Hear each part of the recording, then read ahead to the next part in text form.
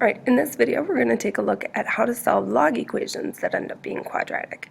So our first example, we have addition of two logs. So what we want to do is take that down, condense it to a single log. When we have addition of logs, we condense it using multiplication. So we will have log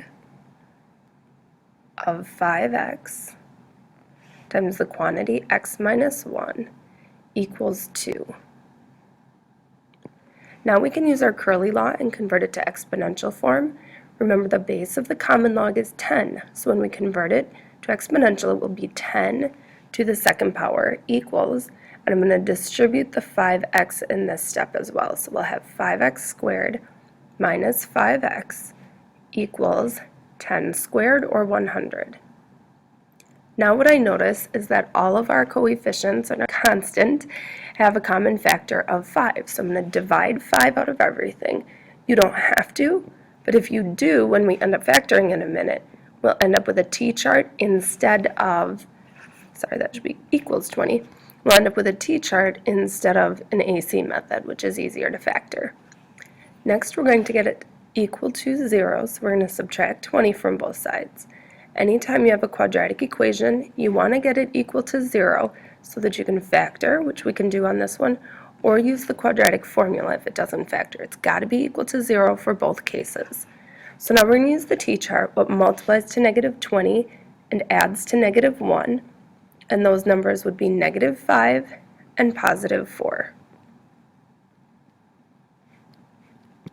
So when we set these each equal to 0 to solve, we'll have either x minus 5 equals 0, which means x equals 5, or x plus 4 equals 0, which means x equals negative 4. Now, when we check our answers in the original equation, the first one works just fine. The first one works just fine. Log of 5 times 5 plus log of 5 minus 1, both of those give us positive values that we'll be taking the log of. However, when we substitute in negative 4, we have the log of negative 20, which is outside the domain, so this one is an extraneous solution. Next, we have natural log equals natural log minus natural log. So again, just like on the first one, we're going to condense the natural logs on the right-hand side to a single log. Now, in this case, we have subtraction of logs, so when we condense those logs, we'll end up with division. So we've got x minus 1 over x plus 1. Once you have it down to a single log equals a single log, then you can cancel those as long as they have the same base and set what you're taking the log of equal to each other. So we have x plus 5 equals x minus 1 over x plus 1. Now this one you might be wondering, where do we go from here, and why this might be under the quadratic log section. Well, in this case, when you've got a value in the denominator that's not a number, that's an expression with a variable, you've got to get the variable out of the denominator. So we're going to multiply both sides by x plus 1 in order to cancel that denominator. We are going to FOIL the left-hand side in a minute, and that will give us our quadratic equation.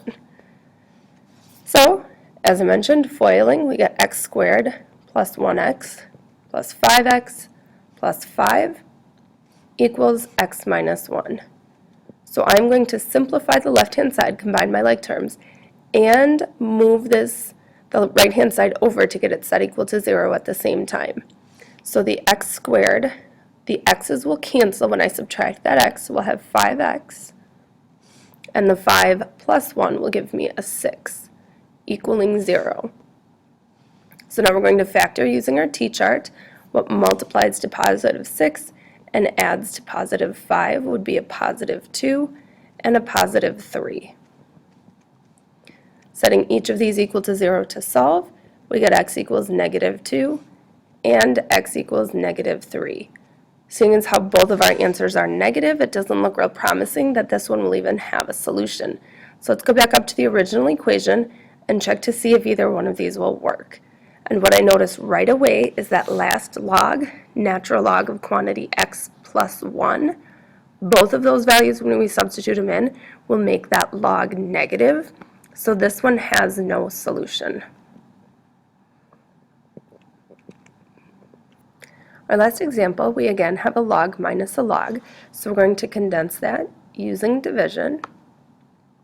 So we have 8x all over 1 plus the square root of x equals 3. So when we start to simplify this, we're going to use the curly law to put it into exponential form. So we've got 8x over 1 plus the square root of x equals 4 to the third power, which is 64. Next, we're going to get that expression out of the denominator. We have a variable in the denominator, so we're going to multiply both sides by 1 plus the square root of x. And what I'm going to do now is I'm going to simplify by dividing both sides by 8. Obviously 8 goes into 8 and 8 also goes into 64. So we're going to divide that common factor out. And then we can distribute that 8 into our set of parentheses. So we have 8 plus 8 times the square root of x. Now in order to solve for that square root of x, we have to square it. But it's got to be either just the square root of x or a coefficient. We can't have that binomial.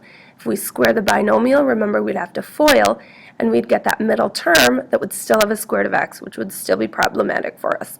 So first, I have to subtract that 8 from both sides. And because my plain old x does not have a coefficient of 8, I can't cancel that out again like I did last time. So now I'm going to square both sides to cancel the square root of x. Remember, when you square a binomial, it means to multiply it by itself. We are going to be FOILing that binomial. Don't forget to square the 8. Common mistake is to just cancel the radical on the x, but you have to square that coefficient as well.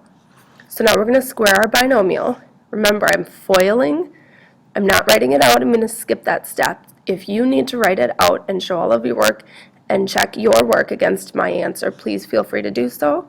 I'm just going to try and save us a little time in this video. Alright, so now we are going to subtract that 64x from both sides.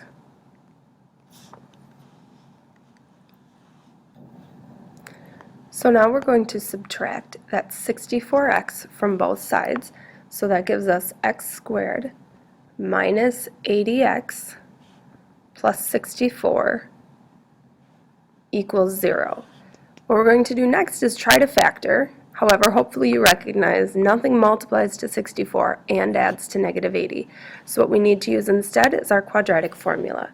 So we have x equals the opposite of b plus or minus the square root of b squared minus 4 times a times c all over 2a. I'm going to simplify this one fairly quickly for you. Under the radical, we have 6,144 all over 2, which I simplified to plus or minus 32 times the square root of 6 all over 2. You can double check me with your calculator if you feel like you need to. And then I can divide the 2 into both the 80 and the 32. So we get 40 plus or minus 16 times the square root of 6. Now what we need to do to check our answer, if we scroll back up, our original equation had 8x, so x needs to be greater than 0, 1 plus the square root of x, which again, x needs to be greater than 0.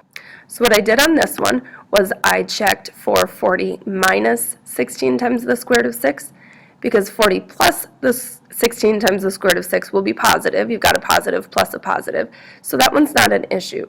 40 minus 16 times the square root of 6 is just a little bit bigger than 1, but a little bit less than 1, but it is positive, so we have no extraneous solutions on this one.